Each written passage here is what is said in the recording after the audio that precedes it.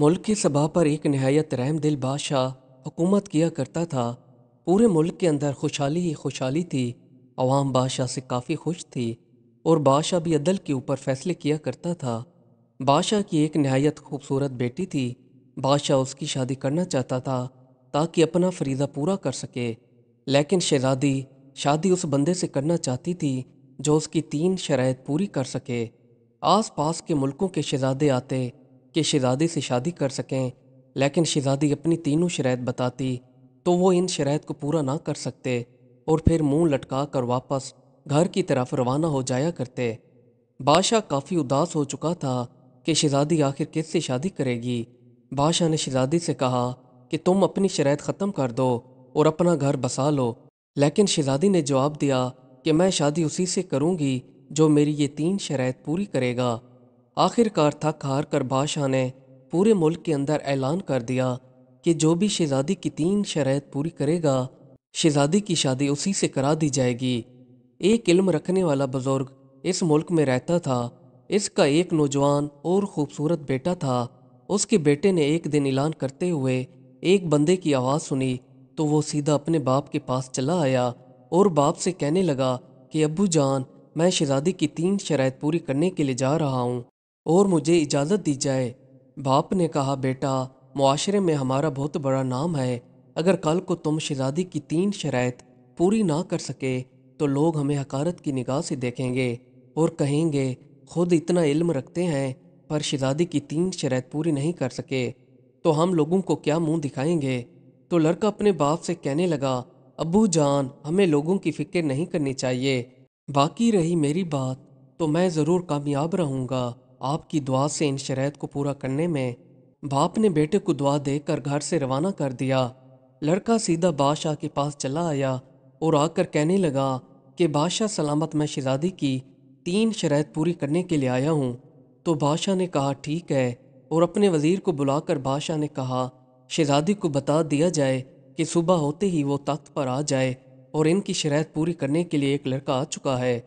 शहज़ादी को जाकर वज़ीर ने बता दिया कि सुबह होते ही आप बादशाह के साथ आकर बैठ जाइएगा। ये बात महल के अंदर फैलने के साथ साथ बाहर भी लोगों में फैल गई और लोग तमाशा देखने के लिए सुबह सवेरे बादशाह के महल के अंदर आ गए।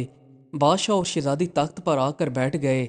अब बादशाह ने शहज़ादी को कहा कि तुम अपनी 3 शराइत इस लड़के को बता सकती हो। लड़की ने खामोशी से उठकर अपनी शहादत वाली एक उंगली उठाकर आसमान की तरफ की, तो लड़के ने भी अपनी शहादत वाली उंगली आसमान की तरफ कर दी। तो शहज़ादी मुस्कुरा कर बैठ गई। अब शहज़ादी ने अपनी दूसरी शर्त बताते हुए खड़ी हो गई और एक तलवार को म्यान से निकाल कर हवा में लहराने लगी। अब वहाँ पर सारे लोग करे ये तमाशा देख रहे थे और सोच रहे थे कि लड़का इसको कैसे पहचान पाएगा।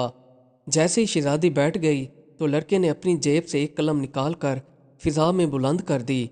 अब लोग इतने परेशान थे कि उनको मालूम नहीं हो पा रहा था कि शहज़ादी और लड़के के दरमियान ये क्या चल रहा है, और वो पता करना चाहते थे कि इन चीज़ों का मतलब क्या है।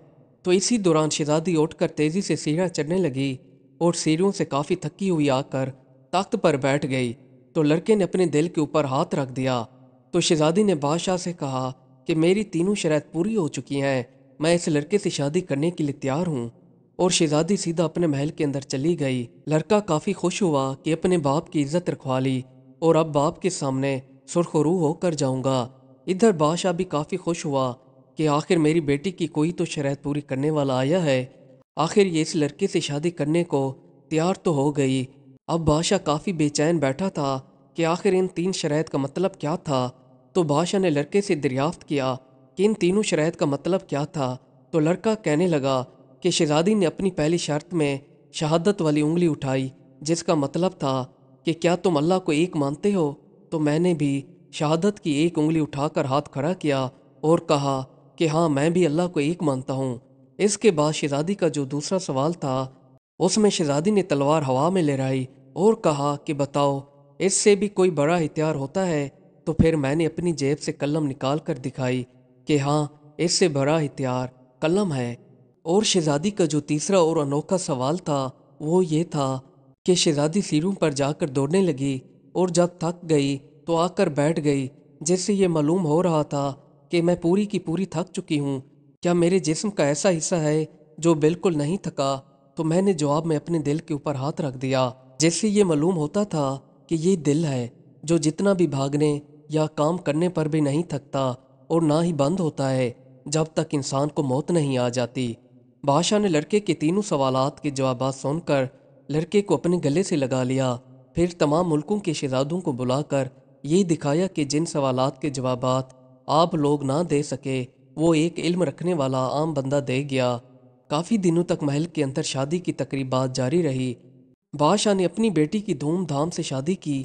شہزادی بھی اس لڑکے کو اپنا دل دے بیٹھی۔ شہزادی اس لڑکے کے ساتھ کافی ہنسی خوشی سے رہنے لگی اور ان دونوں نے اپنا گھر آباد کر لیا۔ مزید اچھی ویڈیوز دیکھنے کے لیے ہمارے چینل کو سبسکرائب کر لیں۔ شکریہ۔